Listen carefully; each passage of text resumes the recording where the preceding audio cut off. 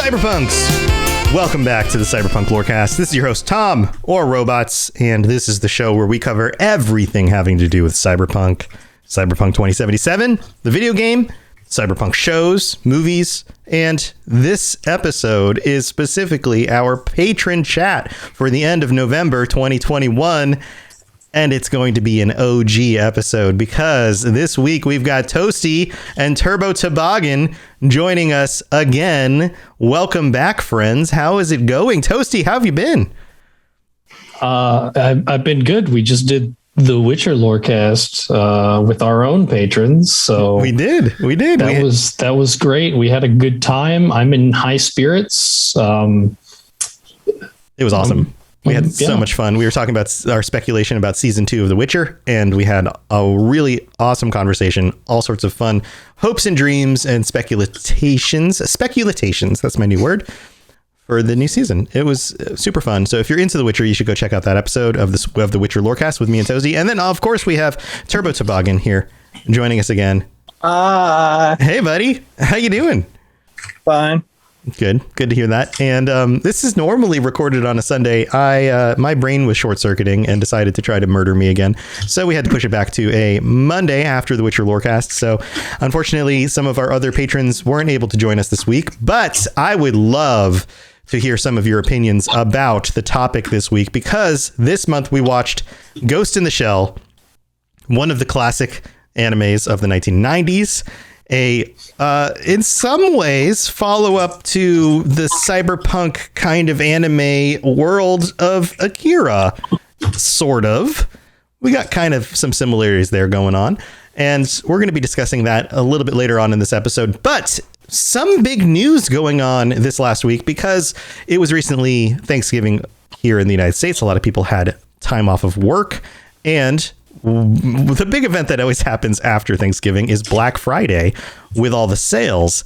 And Cyberpunk 2077 went on sale in some locations for as cheap as $10. I was able to get it for $9.99 over at GameStop for my PlayStation, and my wife started playing, guys.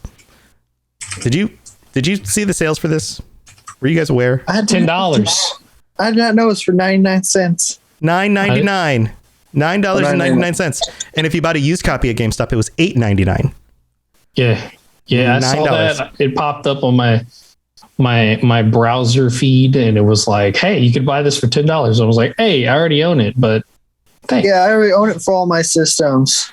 Yeah, well, a lot of new people are actually jumping into the game, and the reviews on Steam have been overwhelmingly positive for the most recent people purchasing the game, which is kind of phenomenal, because about this time last year, we were anticipating the game coming out, and within a few weeks it came out and it got all of these terrible reviews. Everyone was like, it doesn't work. And then remember, Sony was like, nope, we're not going to let you download this game anymore off of our store. We're kicking it off because it doesn't work well enough on a PS4. Remember all of that? Remember all the hullabaloo about all this stuff? And we had an entire year of episodes where we were like, well, if you can get past all the crashing and stuff, there's some good stuff in this game. Well, guess what?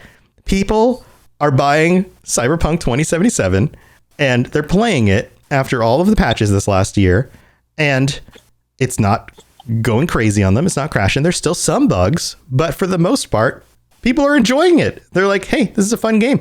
It's got a cool story. It's got some cool characters. All the things that we've been talking about, once you get past all the flaws and the bugs and stuff, most of which have been patched out, and they're going, hey, underneath this thing is a really cool game. Imagine that. How crazy is that? Yeah, like crazy. This feels like, like maybe we were onto something a year ago. Validation. Like, hey, there's some cool stuff underneath here. So that's a word. Yeah. So that, I'm just kind of excited for what's coming this next year in the first quarter of the year with the update for the next gen systems, with some of the stuff they're working on. And of course, we've been talking about that stuff. But with all of the new people jumping into this game, I wanted to take the opportunity, since I have you guys here. You guys have played this game a lot in the last year. You're pros. Mm-hmm. And with all of these new people, I think that's a little generous calling them pros. You're experts gamers when it comes to Cyberpunk 2077. You've been around town a few times. you know the ins and outs of Night City. For somebody who has picked this up and is playing for the first time, or will pick this up for Christmas, maybe this is a Christmas gift they're getting. What are some of your tips for somebody who is jumping into this game brand new? Some things you would tell them off the bat to get the most out of the game. What do you think, Turbo? Don't just drive from point to point. Like, get out of like the vehicle, walk around the city, because you're gonna miss a lot. Like not a lot of lore, but probably most of it. You need experience to see. Don't just drive from point to point. Like, look at every little icon on the map and drive to it. Actually get out and experience the city. Yeah, be a tourist. You'll find stuff. You'll make encounters. You'll hear people talking. Yeah. Explore the city a bit. Don't just go from don't just fast travel from place to place and just go right to the little quest dots. Yeah. Night City is alive. It's alive. It's alive. It's alive. Toasty, do you have any tips for new players? Yeah, I just want to sincerely say that I just truly believe that all of the romance opportunities that aren't Judy are just really like disappointing. So do yourself a favor and just romance Judy. Play a female character, romance Judy. With the female voice. With the female voice. And I think you'll have the best time with this game, personally. That's that means a lot to Toasty. It's been a while since the Judy standing. Okay, I had to get back into it. All right. So aside from your love for Judy, what else would you give people advice about when playing the game? Like, you're starting as a brand new character to get the most out of the game. Just take the time to appreciate the characters and some of the bigger quest lines and things like this. I mean, that's where the bread and butter is at for CD Projekt Red. So try not to focus too much on all of the negative stuff, or the things that they still need to work on, and try to, focus on the things that they're good at, because that's why you bought the game in the first place, isn't it? You bought it to enjoy it. Did you not? So focus on the things that are really, really good. Yeah, that's a good point. I would say don't spend too much time doing too many of the little quests and burning yourself out on grinding through combat quests. Focus on some of the story stuff first, and don't just rush through the main storyline. There's a lot of extra content in the side quests, and like Toasty said, the character stuff. Go do some of the character quests. Go find the character stuff and meet people, talk to them, find out what's going on, learn about those characters, explore the dialogue options, and go really explore that side of it. And if you come across some side quests where there's a gang to kill over here, there's somebody to hunt down and turn into bounty, go ahead and do those. But don't feel the need to clear out every quest in each little section before you move on to the next section, or you're going to find yourself just grinding a lot of combat missions without a whole lot of story, rather than focusing on the story parts and just kind of taking on the extra combat missions when they feel natural. Another little tidbit, maybe not look up some guides right away. Maybe after your first playthrough, play it so you can experience. And then afterwards, if you want to go and get certain, maybe endings, certain dialogue options, or find certain weapons, or make a certain build, then do it. But I think the first playthrough, you should just do it. I don't know what the correct saying. Naturally, naturally. Let it happen naturally. Yeah, let it happen naturally. Because let your choices decide the game, not someone else's choices of how they got something. Change yours. Yeah. Make the decisions that you would make going through the game, and just let it take you where it's going to take you. I don't want to spoil anything if it feels bad, but one character, I didn't know that you could save them, and they died in my playthrough, and it was really, really sad, but I didn't know you could go back and actually save them. Mm-hmm. Mm-hmm. Yeah. Let things just kind of happen how they naturally would, and then after you've played through the game, go back and see what other options are available. I think that's a smart way to do it. Yeah. I really like that idea. What about combat? When it comes to combat, do you guys have any recommendations? Ooh. Because there's lots of combat options. Like there's the different guns, there's melee weapons, there's hacking. Yeah, it depends on how you go. Because if you want to do this stealth, you can do stealth that you can be like me and Logan played. Well, Logan played more than me, but you can literally just like hack into the camera and slowly just knock everyone else without firing a single bullet or pulling out your blade or your fist. You can literally do everything through hacking, get a mission done.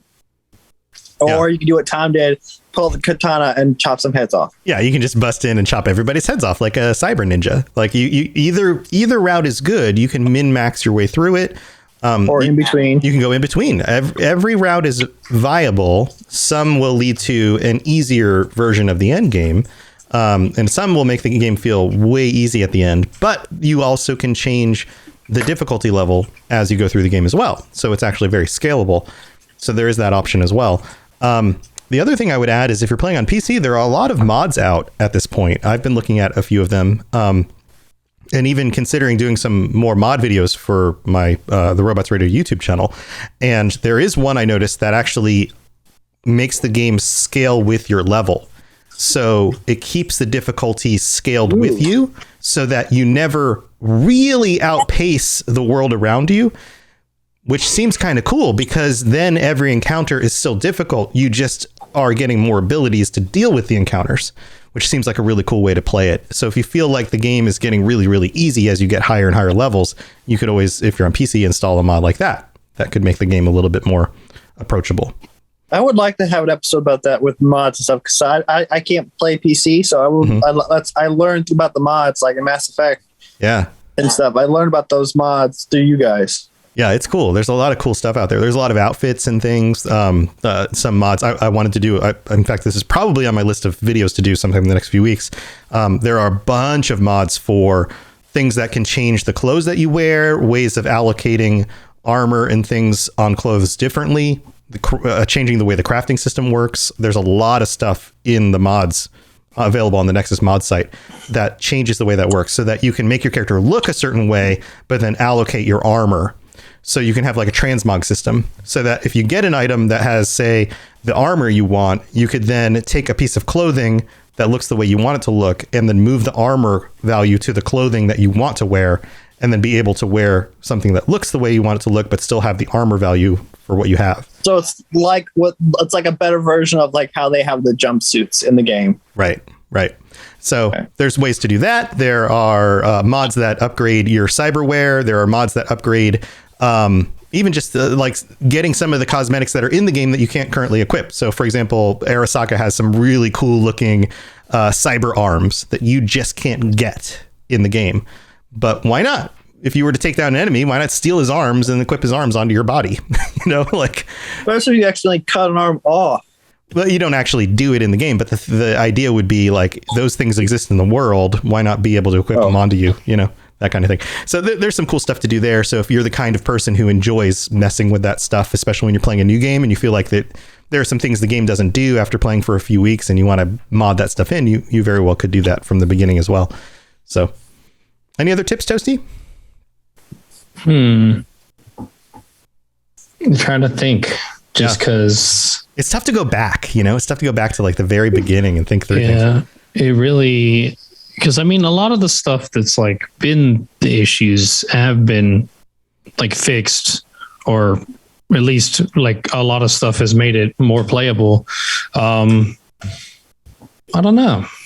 Yeah, like you're able to now actually craft multiple stuff at once when ahead of time you had to go craft one at a time. Right. Yeah. Just as far as combat and stuff goes, since that was like a thing, maybe just like, I guess just go with whatever feels better to you. I personally, I haven't, it was really hard for me to try to do the stealth route. I just felt like it was not a game designed for good stealth. So I would just recommend, trying out like, running and gunning with it or something. Cause personally, I just thought that the stealth wasn't Wasn't great. So That part still feels good. One of the things I'm discovering watching my wife play is that there are combinations of things that I didn't consider doing when I played the game, or when I play the game. I tend to gravitate towards certain things, but my wife plays games differently than I do. So she quick hacks a lot more than I do. And she was looking for quick hack updates that gave her abilities that I never sought out. So when she comes across a character that like zips around, she'll use the quick hack ability that like hacks them so they can't zip anymore, so she can shoot them in the head, because those are two things that she likes to pick weapons that she can headshot things with. But when a character zips around a lot, she can't do that. So she'll hack them, keep them from zipping around, and then get headshots. And that was like, I would just run up, and typically I would, use weapons where I could deal with them. I wouldn't worry about getting headshots or slowing them down.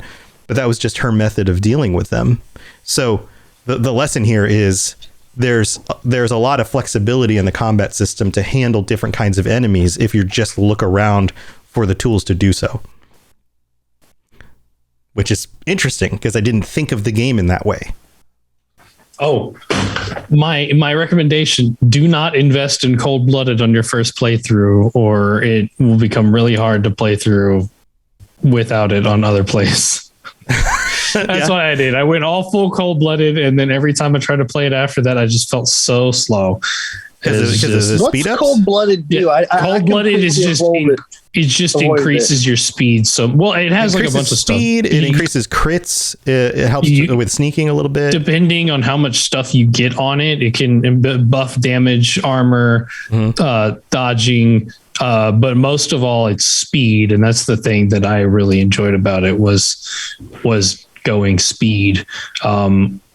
Because but like I said, it's after that first time, you just feel so slow, and it's real hard.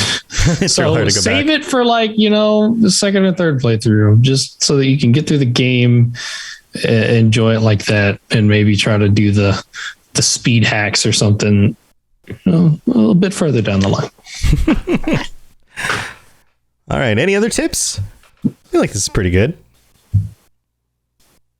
No, nothing else. All right, cool. Well, if you are jumping into the game for the first time, good luck with it. And feel free to write us and ask us any questions. We would love to help you out with that. And also feel free to listen back to any of the other episodes of this podcast. There are a lot of spoilers, but we think you guys will enjoy those as well. And we're going to take a quick break, thank our patrons, and then we'll be back to discuss Ghost in the Shell. So don't go anywhere.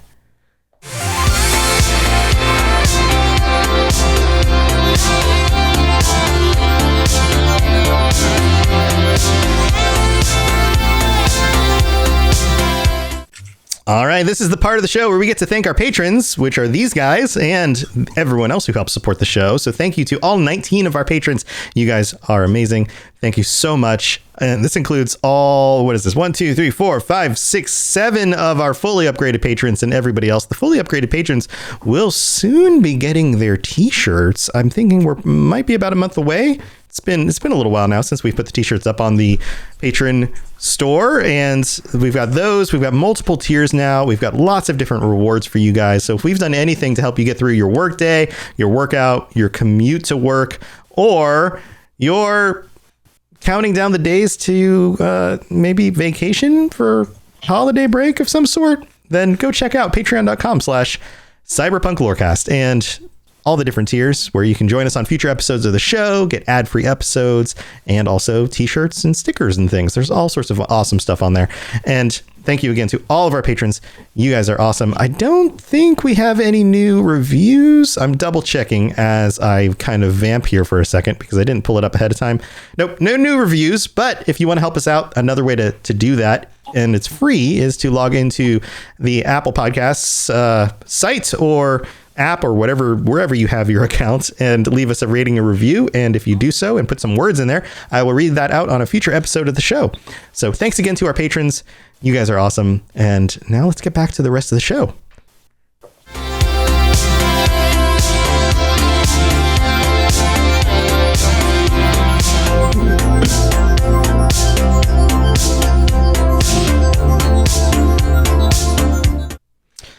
All All right, guys. So this month we watched Ghost in the Shell. This was another one of those animes that were very formative for the industry, especially in the United States.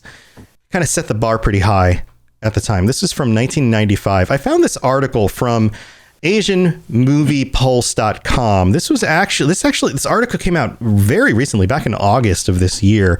It was written by Panos, and I'm going to mess up this name, Katsathanasis. And I'm going to read a little bit of this in order to kind of summarize what the movie was about and some information about the movie, because I think this article is actually really cool, especially because he connects it to Akira, which we just read the month previous. And he writes, continuing from where Akira left off, Ghost in the Shell established cyberpunk as one of the main themes of the genre. Hey, look at that, right? And initiated a huge franchise that continues to produce masterpieces. Moreover, it was a trademark of the industry in both its themes and technological advancement, involving a number of pioneering animation processes. Currently, it is considered as one of the greatest anime of all time, having inspired a number of films, with The Matrix being among them. Based on the homonymous, is that the right way to say that? Homonymous? Yeah, manga by Masamune Shiro. The story takes place in 2029 when the world is connected through a vast electronic network that has access to all aspects of life. Artificial intelligence has become a significant part of everyday life, and humans have already installed implants in their heads to help them communicate with computers directly, and in that fashion are in constant connection with the internet. The persona of the individual, their soul, if you prefer, that is connected on the internet is called Ghost. However, and despite the vast capabilities this technology has brought, crime always finds a way, and currently hackers are able to infiltrate actual human brains. These are considered the most dangerous criminals of all. The perfect agent of the era is not a human, but an AI capable of traveling freely in the digital boulevards in order to find and exploit any information it can find.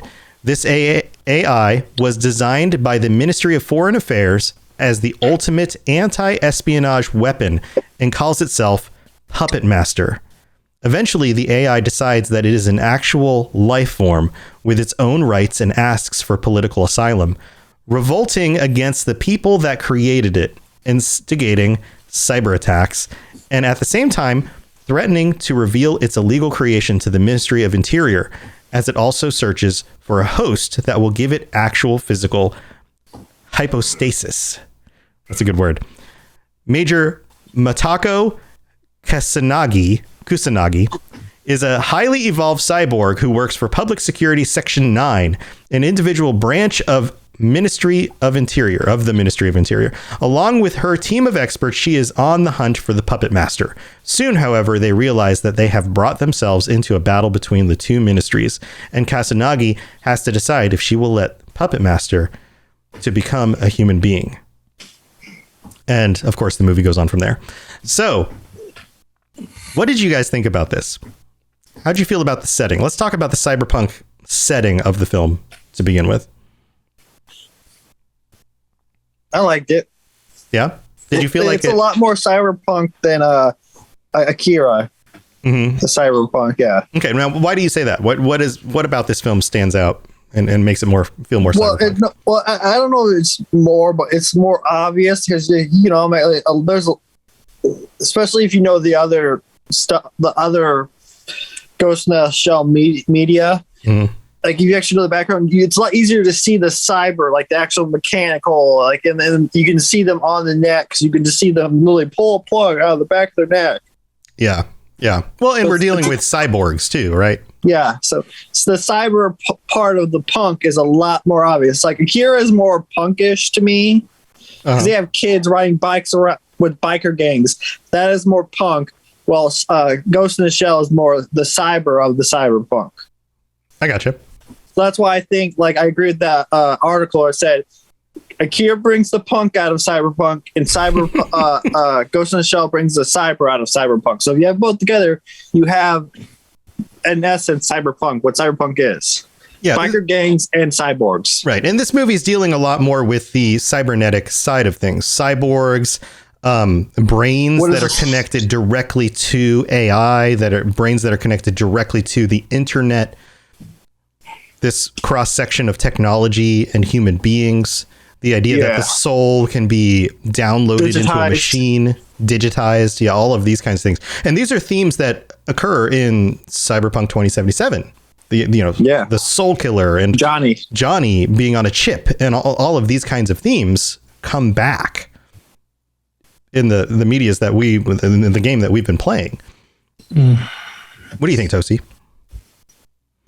Toasty, I know you have strong opinions. I'm not going to get into those yet. We're talking about the cyberpunk elements, and I'm wondering because, I know Artel Sorian kind of started this stuff up pretty early on. I'm wondering. I'm not familiar enough with like their early stuff. If this was already a thing for them, I wonder where the inspiration came from. Whether it was Ghost in the Shell, like inspired from them. By 95, they had already published the tabletop RPG.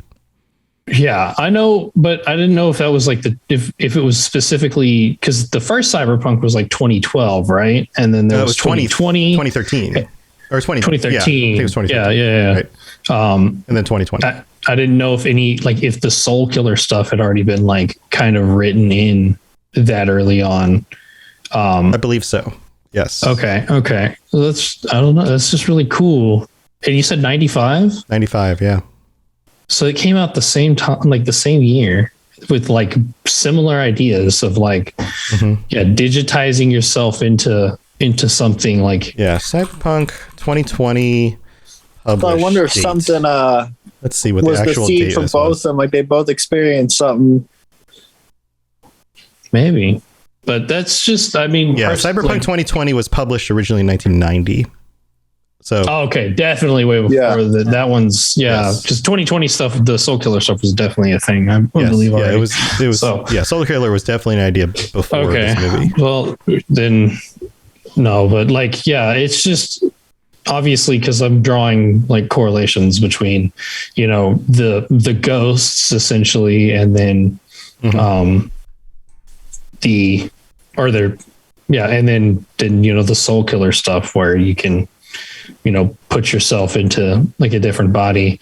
And then I mean, my favorite part of the entire movie was just the fact that like we get to talk about those identity like situations where, what makes you alive? Like, because they're talking about you.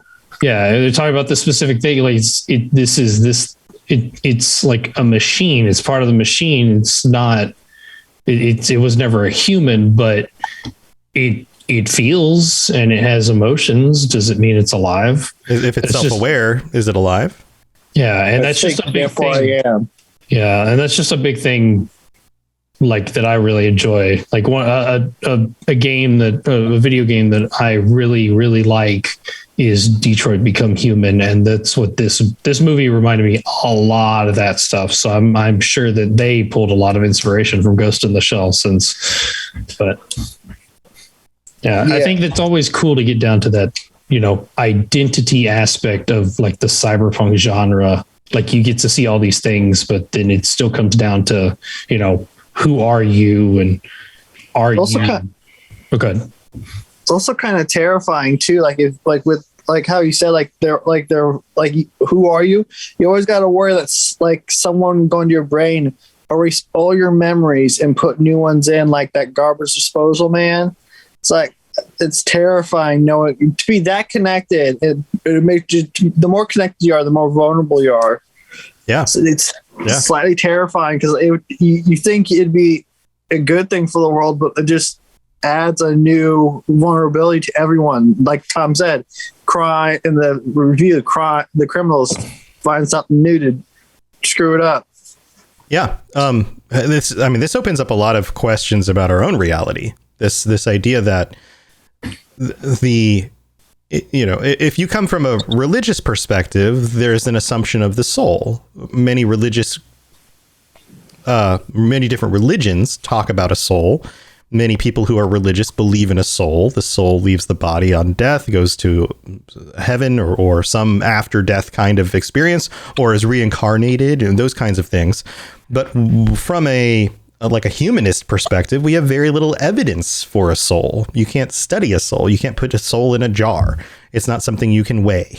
People have done experiments trying to prove the existence of a soul. So if you can't prove the existence of a soul, all you can prove is the existence of a brain. Then what is the difference between your brain and your mind? And if your mind is just the sum of the synapses popping off in your brain, then your mind is really just the connections of your brain and the memories that brain holds. So in any moment, is your brain really that difference between what your brain holds biologically and what it could hold in a digital setting? Like if I was to transfer all the information from your brain into a digital brain that was set up to do all the same things that your biological brain does in a digital format, and just moved you over to it, would you be different? Or would that still be you? I think it'd still be you. Because the only difference is with a human biological brain, it's just harder to reset. Right, and there's a lot more risk of destroying it than resetting it. Because technically, you get a hard enough hit to the head, you can completely forget who you are, and you have to start off from and you just remember sometimes basic stuff like to remember how to breathe. So it's like resetting your character. Right, but if I threw my hard drive on the floor or I put a magnet too close to it, I could do the same thing. Well, no, can't you just go into it digitally and say, "Oh, I'm going to right click, highlight, delete"? Yeah, but you could do all of those things. That's the same thing. Is that both things are equally fragile in just different ways. So. Oh no, I was more thinking like no, because the only way you can reset human brain is technically a blow to the head. A computer, you can be if you're skilled enough, you can be delicate. I don't know if you can be skilled enough with the surgeon and erase memories. I don't know. Specific memories. I don't know that we would know how to do that at this point in our history, but you could burn out sections of your brain using methods like that. You could do it using drugs. You could give somebody a drug that would disable their ability to see potentially or hear. There are, like for example, I take migraine drugs. Like this is something I do. This is the reason why we had to delay the show from yesterday to today, because I had a migraine. One of the migraine drugs I take creates tingling in my fingers and my extremities, my fingers and my toes. And if I were to up my dosages of those drugs, I would feel more tingling in my fingers and my toes. That's effectively like removing the ability for my brain to feel sensations on my fingertips and my toes, right? So in a way, that's kind of like deleting the section of my brain processing that has feeling on those parts of my body. That's almost the same as like if you went to those files in the file system and just saying like, ignore. Like ignore these files right now. Boop. But it's not exactly the same, but it's kind of similar, right? It's kind of analogous, and you could do it through the use of drugs. And who knows? Maybe in the future we will have drugs that's like sorry, this may be just a trigger thing, but like for people that have traumatic events, PTSD. Yeah. Don't remember this. Stop remembering this memory. Yeah. It's like it's so traumatizing that they can't go outside, or the people that have agoraphobia. I don't know if that's the right one. Like the people that can't go outside their house, they're terrified of something. They take the drug. Then they have to keep taking it in case they want to remember, because that'd be easier. But then they can go outside and have regular lives. Or people who have panic attacks. Like I have panic attacks. If I could take a drug to stop that would just erase the fear of the panic attacks. It'd be amazing. Yeah. I mean, it's almost the same as just saying stop paying attention to this file. Here's all the files in your brain. Okay, this file is now disabled. You're in panic. Yep, no panic attack file. It's disabled. Now, of course, it's not that simple. Brains are complex, but that's the question here. Is going back to Ghost in the Shell. If you had a human brain and moved it onto a digital machine, is it really that different? Or if a digital brain were to create itself and implant it onto a human body, is it really that different? Like at what point, just because something was grown organically and functions organically, if you could create a one-to-one connection between the two, does it matter? I think this movie kind of raises that question, right? Yeah. In my opinion, it doesn't, because technically we're already creating humans through test tubes. What's the difference between a digital created human? Well, in a test if tube, it eventually grows and becomes its own self, it's human. Well, in a test tube, it's genetically still a human. It's just created from a different environment. But then it's put into a regular environment. In this setup, it would be a mind created in a very different environment than a biological mind environment. So that's the question here, is that like the AI that calls itself the puppet master is an emergent AI. It's an AI that evolved on its own and then claims personhood for itself, and then is now looking for a body. Like that is something that I believe in this universe, or at least in this movie, because I haven't seen all the rest of the movies, is something that is new and has never happened before. And so that's the question. It's like, should this be considered a person? Is that how do you deal with that? Like, is that to be allowed? Is that now that if that is a person, they should probably still follow the laws, right? There should be laws for that. But at the same time, do you respect that AI as if it has personhood? I just thought of some Bicentennial Man. Mm-hmm, the movie? Yes, with Robert Williams and stuff. Right. The same thing right there is a can machine, and I the reason I thought about this is because if it will eventually die. Yeah, that's the other thing. Is that if it will technically in that world, humans technically don't die, because eventually they'll. I don't know. I don't know all that lore, but I don't know if the Major would technically ever die as long as she kept stuff. I don't know if she become like her brain. I would don't age. think she does. I think they keep repairing this. I think that was one of the things in the movie, is they talked about they go back and they repair themselves, and then technically they wouldn't die. Their concept of humans are different now, because technically in their world humans can live forever. So, but for us, for like if an AI appeared now, for me to kind of consider it being human, for now, it would have to be willingly to go into a body that would eventually die, and it would have an end date. Because if you can't die, you can't really be human. Because that's the only way to be, like in my opinion, to be fully human is to understand, like, one day I will not longer know. That's one of the main things of being a human experience. Is like, one day I will no longer be on this earth, so I have to put something. Right, there has to be some sort of limitation there. Well, what if we have the medical ability to extend life indefinitely?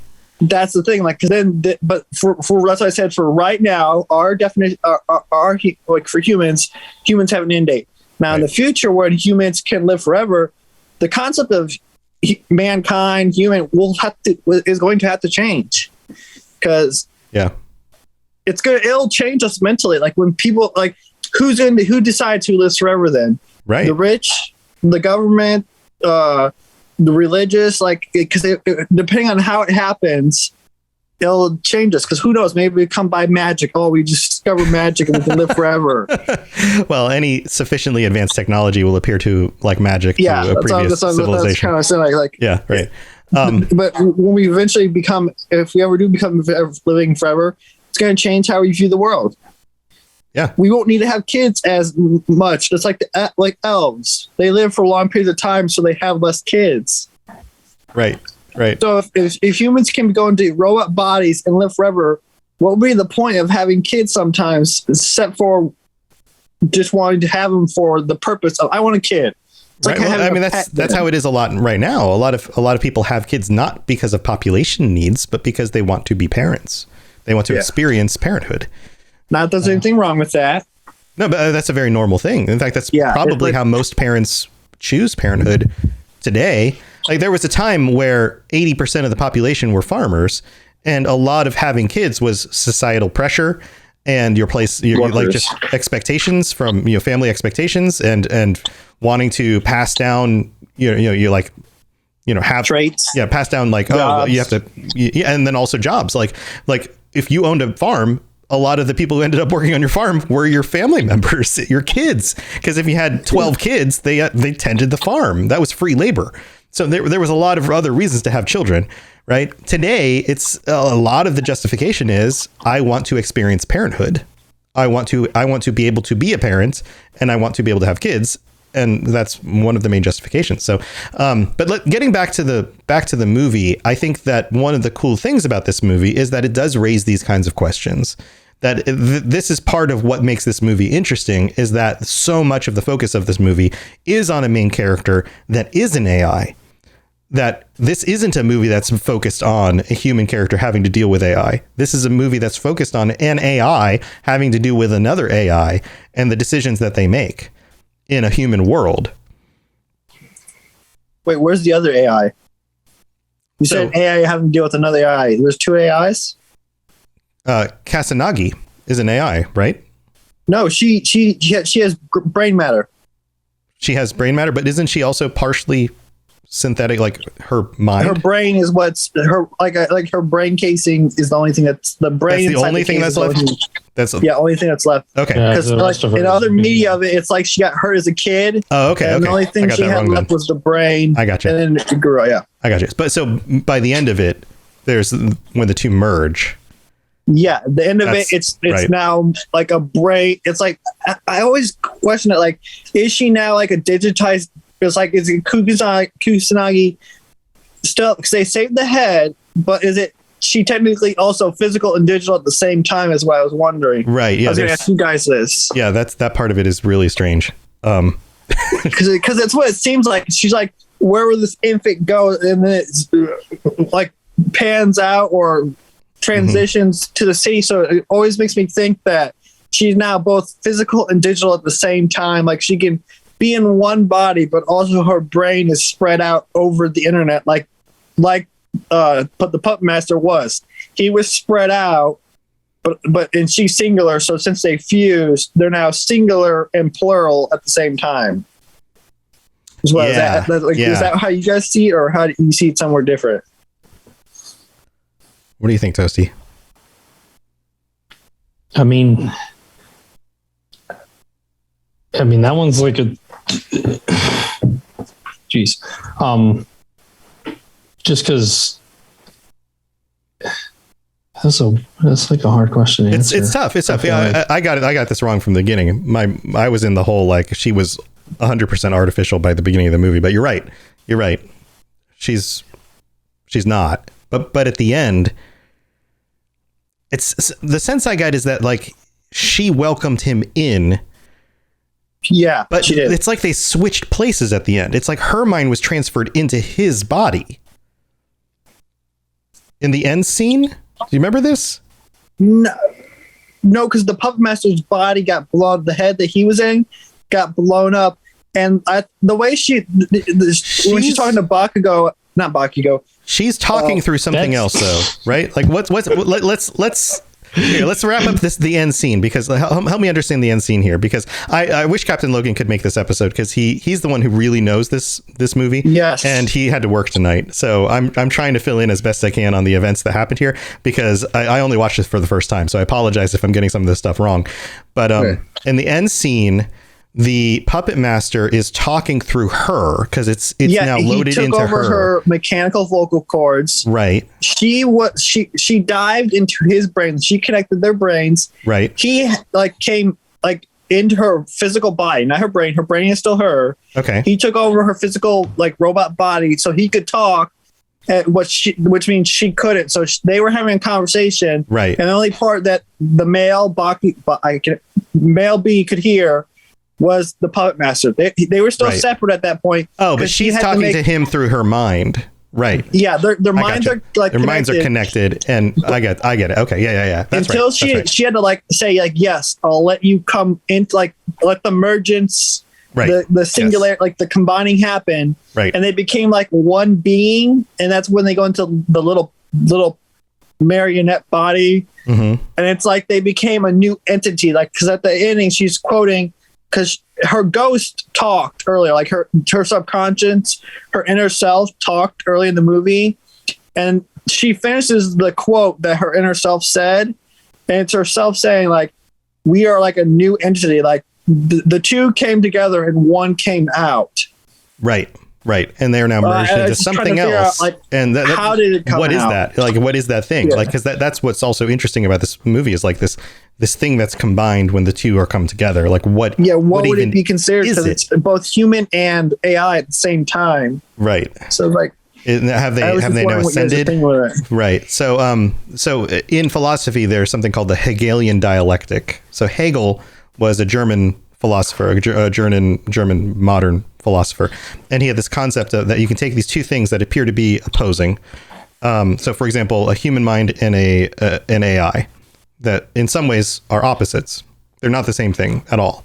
And singular, plural. And yeah, exactly. It's a singular thing, a plural thing, and then you bring them together and they surmount their differences and they become something greater than the two sums.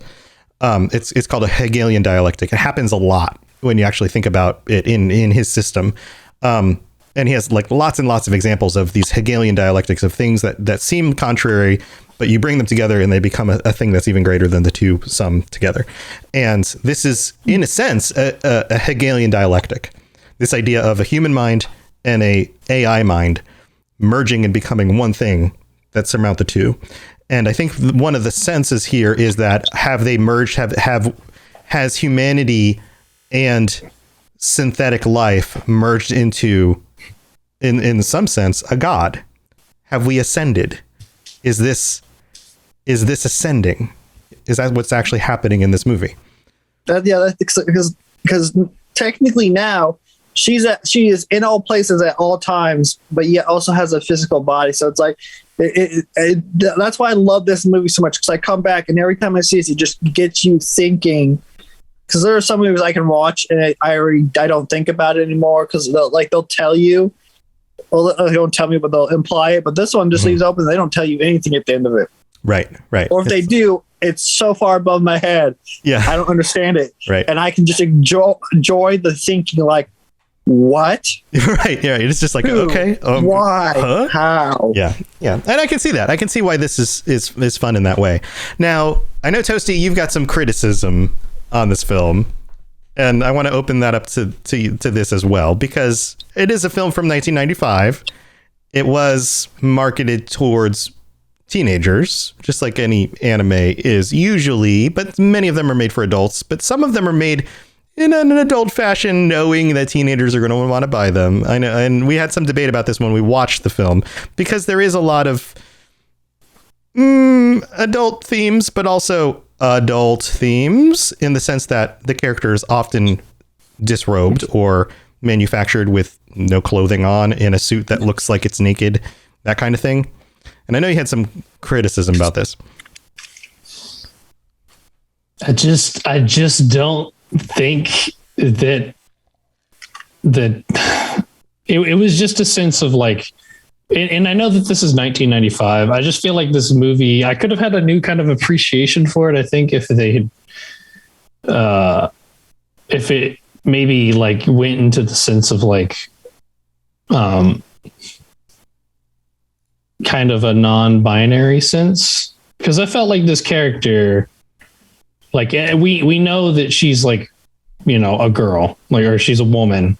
She's like mostly made of cybernetics and stuff at this point, but they refer to it as a woman. But it a lot of like, I mean, I think even me and Lena were kind of talking about it, where it was like, you know, it just seemed like she was more non-binary.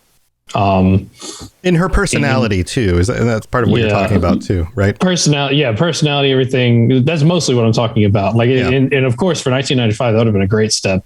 But of course, it's 1995. That's not stuff that people were trying to make steps towards, unfortunately. But I just didn't feel like it was. There was a lot of, I think, unnecessary kind of sexual things here that like aren't as egregious as some things. Obviously, like it was just nudity. Like at least we didn't get any like things like in Akira where we get like a sexual assault situation. Right. And of course I appreciate that it didn't have that. But like, we see the fact that she doesn't in fact have any means of reproduction. Like they go through this whole entire scene at the beginning showing her being made, a lot of focus on nipples. There's just so much focus on the nipples, and it's like, but like, she doesn't need them though. Like, it shows us during the scene that she has no like reproductive organs. She didn't need that.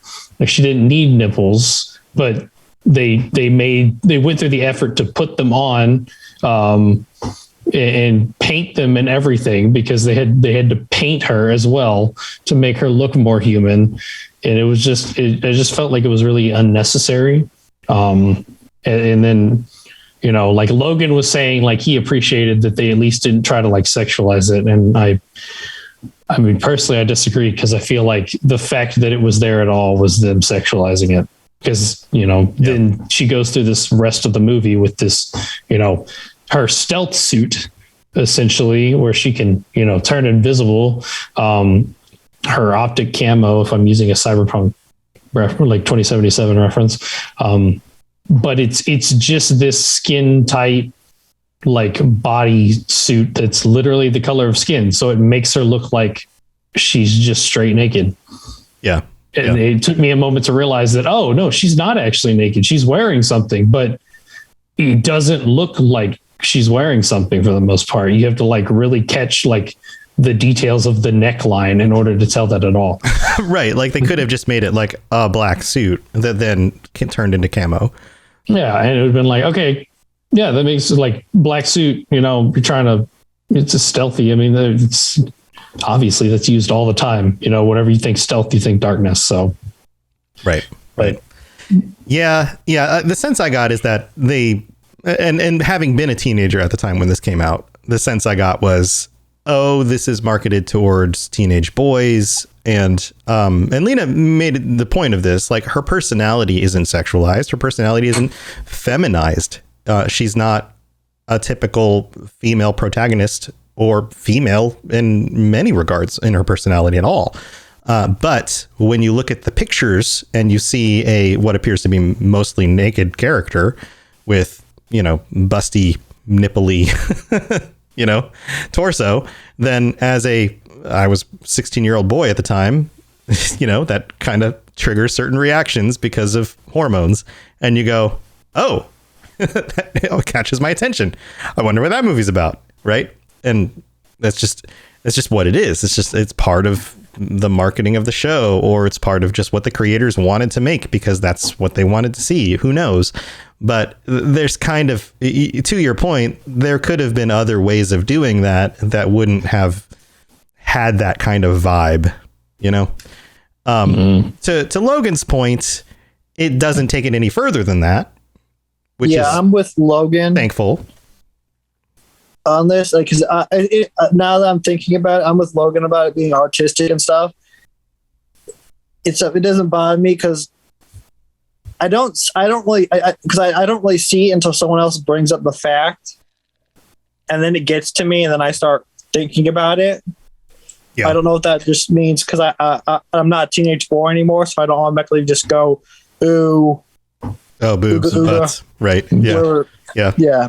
I did notice there were some, to add to Toasty's point here, there are some, this is like a Mass Effect thing where the camera is specifically placed at like a low crop shot so that you catch like the butt of the character standing in front of you when it's aimed at the person in front of them. Like, there are some places where the camera is just conveniently placed for a nice side boob or a nice butt or something like that. That's like cropped in the shot. Like, that does happen. Not to mention like the entire intro just being focused on just watching her boobs as they pass the screen. Yeah. There's definitely that. There's a lot of that going on. And I know that there's like, obviously there's different camps and things on some of this. I just personally think that, like, if they had gone in a direction where they could have made her, a like prominent, like a non-binary protagonist, or something, which, maybe that's just coming from that. I think that would have been like really cool for a 1995 movie. And then, I know there's also like camps where people, are trying, or basically going along the lines of like, we should, stop sexualizing boobs because like, sure, they're designed to feed babies. So why don't we just stop sexualizing them? Sure. And I would totally give them credit for, being like, hey, this isn't sexual, because they don't. I will give them props because they don't try to accentuate anything. Like she has very normal, not anime oversized boobs. Not like the actual anime of Ghost in the Shell. Right. She's very. Her proportions are natural. Yeah. She's athletically proportioned with some very well. I mean, she's busty, but she's not overly busty, right? She's not like muscular. Defying she's the laws athletic. of physics. Yeah. Right. She's athletic with a busty Especially chest. rips that tank's hood off. You can see the muscles. Yeah. And I would totally give them credit for the fact that they were just, been like, oh yeah, quit sexualizing the boobs. Except that this was 1995, and I definitely know that they weren't thinking about that either. So. Yeah. So I don't know. I'm sure everyone's going to come down on different sides with that. But the fact that it's, something to be noted, and also something that might keep you from watching this with certain people in the room, is kind of one of those things that is just worth noting, So it's to be discussed, but everyone's going to come down on their own sides on that one. Yeah. And I'm sure Captain Logan, if you're listening to this, you're welcome to join me on a future episode to, chime in with your thoughts on this and defend your side of the argument. I can see both sides. Yeah, I would love to hear your thoughts on this. I can see both sides of the argument on that as well. But it is what it is. And that's how the movie is. Any other thoughts on this film? Like, where does it stand up for you guys as a cyberpunk film? Because we have to rate this in order to wrap up the episode like we've rated the other ones. It's 5 Toshkomas out of 5 Toshkomas. Toshkomas. Okay. They're not in this movie. They're cute and adorable. Okay, so 5 out of 5? You this one? This is my favorite cyberpunk movie. That's why I picked it. All right. And probably why Logan picked it. I just beat him to it. 5 out of 5. What do you think, Toasty? I'm not allowed to do points, am I? Points? Like a point. So you can do like a half. I give it a 4.5. 4.5? Wow. That's big. That's the highest. Obviously, it's not.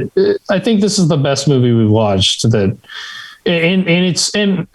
guess I'm not honestly thinking too much into the cyberpunk elements. I'm just thinking of how much I enjoyed the movie. I just really enjoyed it. I think Dread was very mid. Like, it wasn't. I think Dread was very much like a. Yeah, it was nice. And then I really, 1, didn't follow Akira, and 2, didn't like Akira. So, okay. I personally think that, yeah, as far as if we're thinking in terms of especially because Akira was what, in the 80s or something, right? Yeah, it was late 80s. It was yeah. And that's further back than 95, but as far as being 2 of the older cyberpunk, original kind of cyberpunk movies that inspired the genre, I definitely think that this one holds up way better.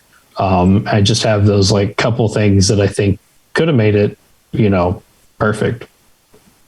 I gotcha. I give it a 4. I think it does a lot of the themes. It fits pretty well. I don't know that it's not like a must go back and watch for me. I think it would have been one of those films I was much more into when I was younger, but I feel like maybe it's just my lack of interest in anime at this point. Maybe that's my stumbling block, is that I'm just not super into anime. But the concepts are cool. The world is cool. The characters are cool. The voice acting feels a little stifled. And maybe that's just the time period. I feel like the voice acting is just a little stiff. But maybe it's also the translation, the localization from the time period. Go back and listen to the Japanese elaborate version on that. So there's that feeling of I'm reading a voice line, and now I'm saying the thing the character's saying, and I'm really emphatic about it. Like, sometimes I'm wondering if, like, because I think that's kind of the vibe we get from the main character, at least. Like, some of that is intentional. As much as the rest of it. I think for the main character, having those stiff voice line kind of gets us into the fact that, like, it's a quality that a lot of anime had in the 1990s that you don't see as much in modern anime. And I think that the voice actors just got better at localizing Japanese. And that's my theory. Can I just... So I've watched most of the Ghost in the Shell, and they kind of stay the exact same way of talking the whole way through. And like, it's not just the cyborgs; it's like the humans too. There's just this. No, I'm saying all the people, they talk the same way through. Yeah, most of the animes. I don't know. So it could be just the way the actors are talking, but I really don't. It could just be me. I don't notice any differences between any of even the like most recent Netflix one. They kind of talk the same way. Huh. Yeah, I don't know. I just don't know if it's actual actors having that's the way they are playing the characters. I hear what you mean, Tom. Yeah. I just don't know if they're going for that actually, though. But I know what you're talking about. Yeah, I feel like stuff I've watched more recent animes, like Japanese stuff.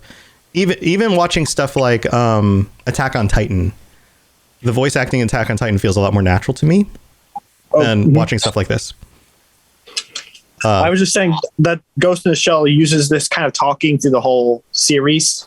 Yeah, I get what you're saying. I don't know. Maybe it is intentional, but it to me it sounds like everything else I watched from the 1990s, which makes me feel like it's not intentional. It's just the way voice acting was done back then. Mm-hmm. But I don't know. Just my thoughts on it. But maybe people like that. Maybe that was intentional. Maybe that was considered good at the time. I don't know. Maybe it's just me not being familiar with the genre. With everything, I mean, it's really before, like, I think as far as just the stuff that I've listened to when it comes to, like, personally listening, I listened to quite a few different Avatar: The Last Airbender podcasts just because Avatar is a great example of good voice acting. See, that's the thing, is that Avatar kind of came around towards like right after kind of the hit of like the good voice acting stuff. Yeah.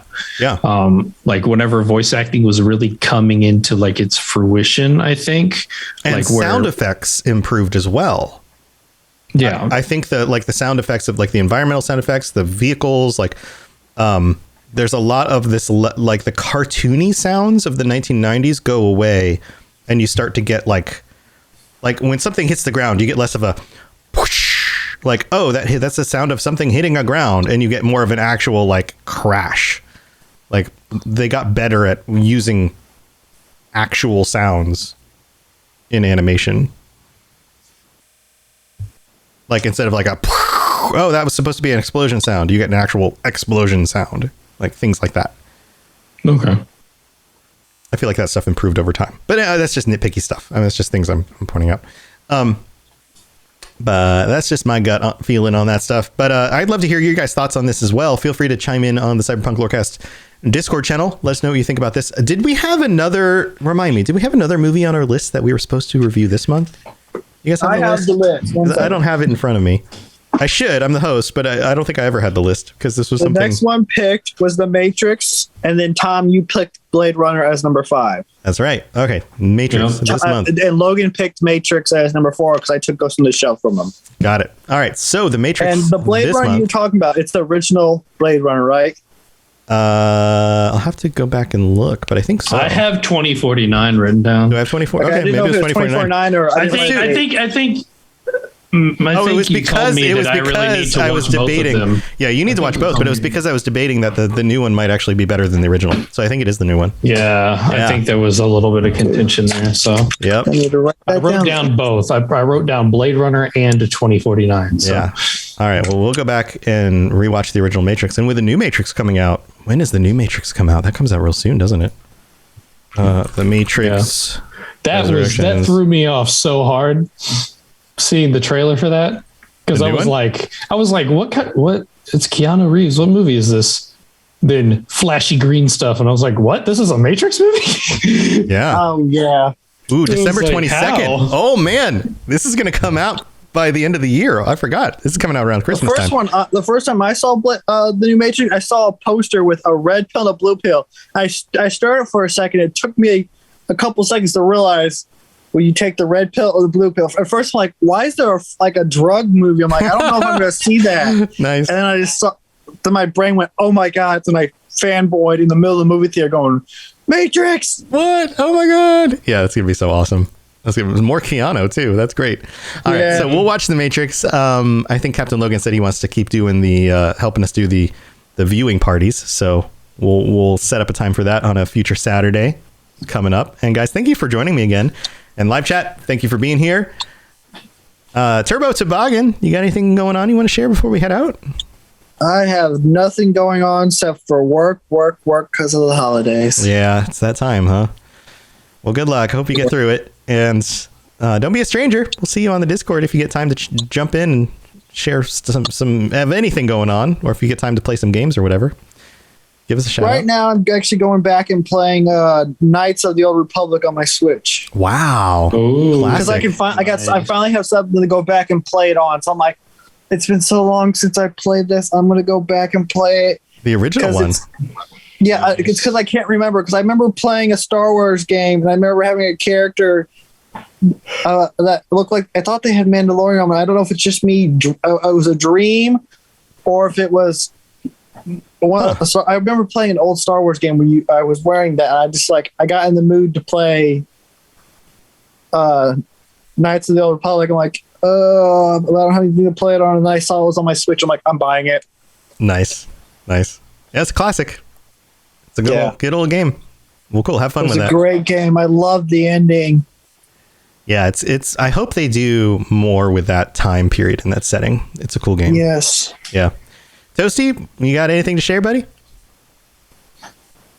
I have lots of things to share. Of course, this we're doing this immediately after the Witcher Lorecast. Mm-hmm. But yeah, go check out the Witcher Lorecast if you're a Witcher fan, or pretty much anything along those lines. A CDPR fan or whatever, because they made the same games. Imagine that.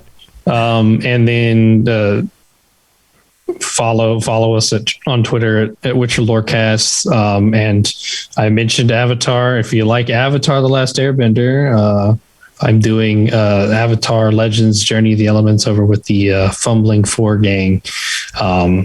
So yeah, I'm on multiple things now. Yeah, dude. Will that be coming out on iTunes?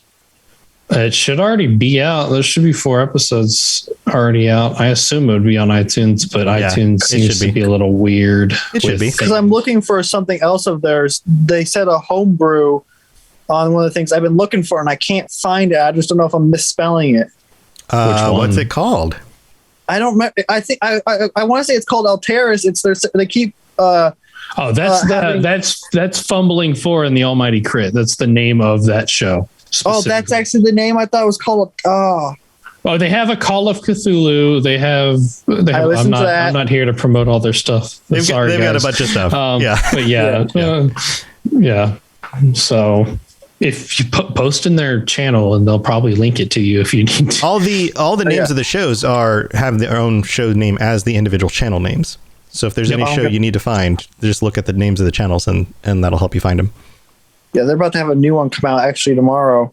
Yep, they've got a lot of stuff. They've been working on a lot of things. They're crazy. They're putting out more shows than I am at this point, it seems like.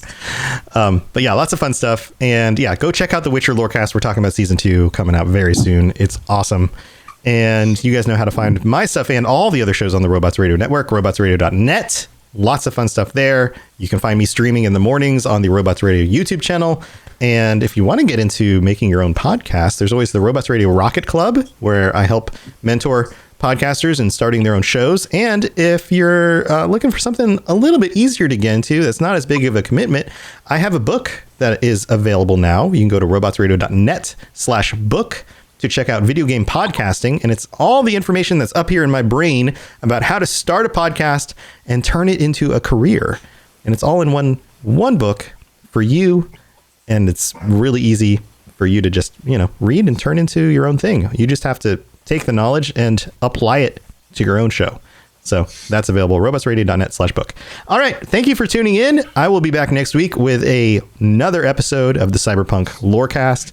And until then, stay safe in Night City. Thanks, guys, for being here. Thank you to all of our patrons for supporting the show. And I'll see you guys next time. Bye, everyone. Bye.